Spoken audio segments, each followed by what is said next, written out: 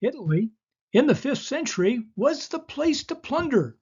Waves of barbarians passed through, grabbing what they could, leaving most of Rome in ruins and Romans on the run. In place of empire, city-states developed into merchant powerhouses. They developed bottom-up approaches to merchant and banking capitalism. The importance of Italian merchant states cannot be overstated. The world of capitalism, with new finance principles, legalistic merchant partnerships, and double-entry bookkeeping, were necessary for the European capitalist system to rise and prosper. They also had Machiavellian ruthlessness, perhaps a necessary condition for success. Then there was the Renaissance art and architecture. Unlimited wealth could put Leonardo and Michelangelo on the payroll.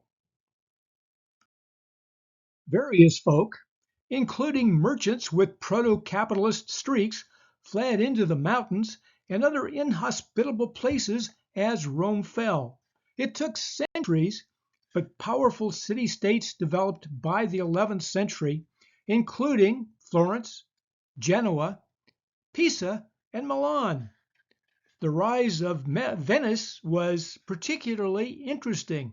Invaders drove northern Italians from the mainland to the islands in the Venetian lagoon at the north end of the Adriatic Sea, an inhospitable spot of no interest to attacking Lombards. Venice was granted political rights from fighting foes in 814, becoming an independent duchy while attempting to remain neutral. This effectively made it a trading intermediary between enemy forces. With potential enemies on all sides, success required diplomacy, duplicity, tenacity, and ruthlessness. Conveniently located on the Adriatic with direct access to the Mediterranean, the Venetians became seafaring traders. Merchant capitalism developed in Venice and the other trading states. Merchants developed their own contractual and legal rights and techniques. Early trading was a seasonal affair where partnerships were formed to finance trading vessels across the Mediterranean and beyond. Once the merchant ships returned to port, the merchandise was sold, the proceeds of the trip divided among the partners, and the partnership terminated. New partnerships would be formed for the next season. Profits were simply the difference between the initial investment and the proceeds received. Not much different from balancing a checkbook.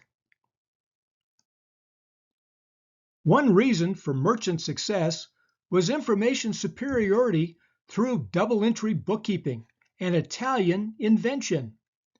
Double-entry bookkeeping is more difficult, separating assets and liabilities from revenues and expenses.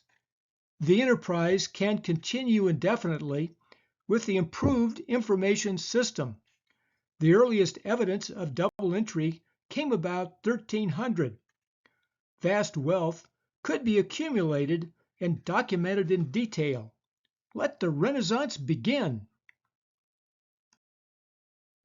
Venice became a convenient place for transporting and warehousing commodities and luxury goods.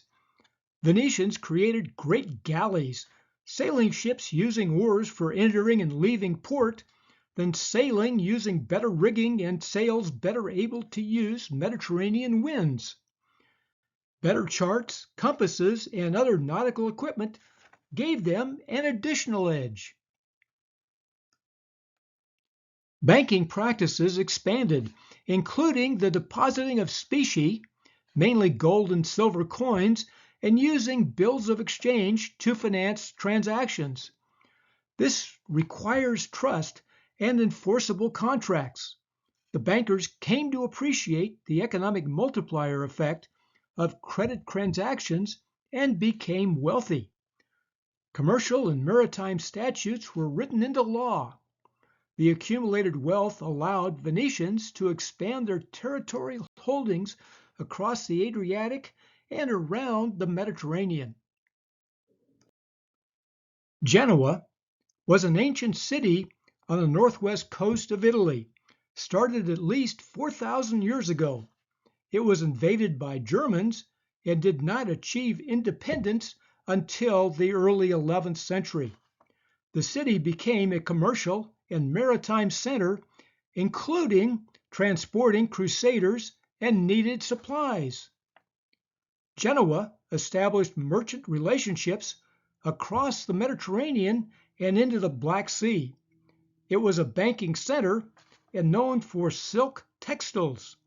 Food specialties included salami, salt, prosciutto, cheeses, and spices.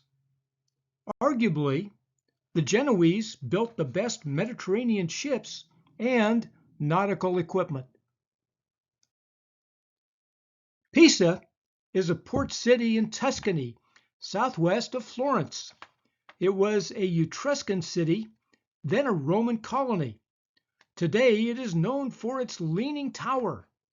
Pisa became a maritime power in the 11th century, contributing to the Crusades and willing to attack and sack cities across the Mediterranean, including nominal allies. As a trading sea power, food choices were diverse, including many fish and seafood specialties. A mild climate meant abundant vegetables and egg choices, including quiche and frittatas. Milan was another ancient city in northern Italy, landlocked north of Genoa. It was settled by Celts, then sacked by invading Germans. It became a city-state in the 11th century. Milan would prosper as a trading center. This was the home of the infamous Guelph and Ghibelline rival families and known for its Duomo. Milan was known for metalwork, trading spices and silk, with considerable trade linking Italy to northern Europe. It was centered in a rich agricultural area. Regional cuisine included rice, fried veal cutlet, cabbage, and pork. Milan is now a famous financial hub as well as home to Leonardo's Last Supper. Call Florence the birthplace of the Renaissance, the residence of the Medici family, plus any number of famous Renaissance people. The cathedral has a Brunelleschi dome and a Giotto bell tower. The baptistry has the Ghiberti bronze doors. People of note are buried at Santa Croce: Michelangelo, Galileo, Machiavelli, and Ghiberti, plus Dante's tomb. His body is in Ravenna because he was exiled from Florence. Florence became a banking and merchant powerhouse, although not the maritime power of Venice or Genoa. In addition to banking, Florence was a manufacturing center, including substantial wool and textile shops.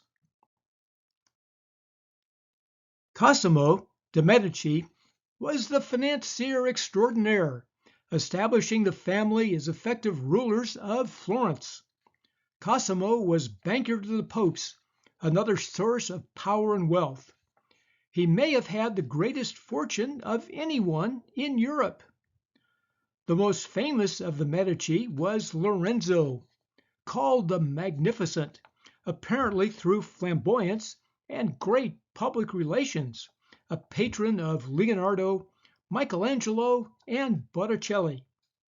Lorenzo's son was Piero the Unfortunate. Bad luck, incompetence, and poor PR will do that.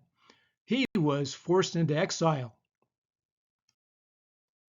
Florence was the home of Niccolo Machiavelli until he was tortured and exiled by the Medici family.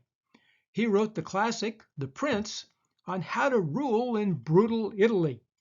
Important families were more often rivals than friends, and Florence and other regions were surrounded by enemies.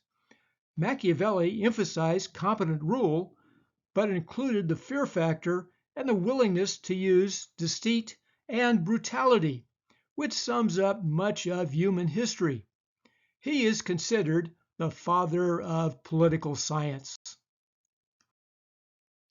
The Catholic Church gained considerable power once it was designated the official religion of the Roman Empire.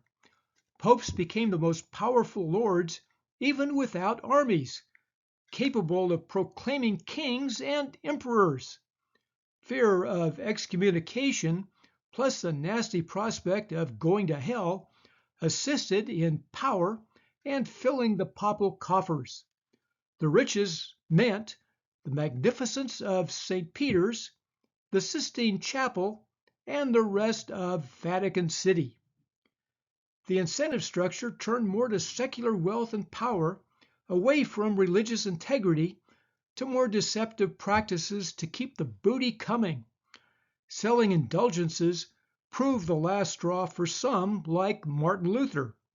Add an intolerant streak and the Inquisition, which included torturing scientists. Back to 14th century Italian poet Petrarch naming the Dark Ages. His announcement is one definition of the start of the Renaissance. Was it rich Italy, German book printing, or Gothic architecture that started the rebirth that identified the Renaissance? That's next time on Food History and Mystery.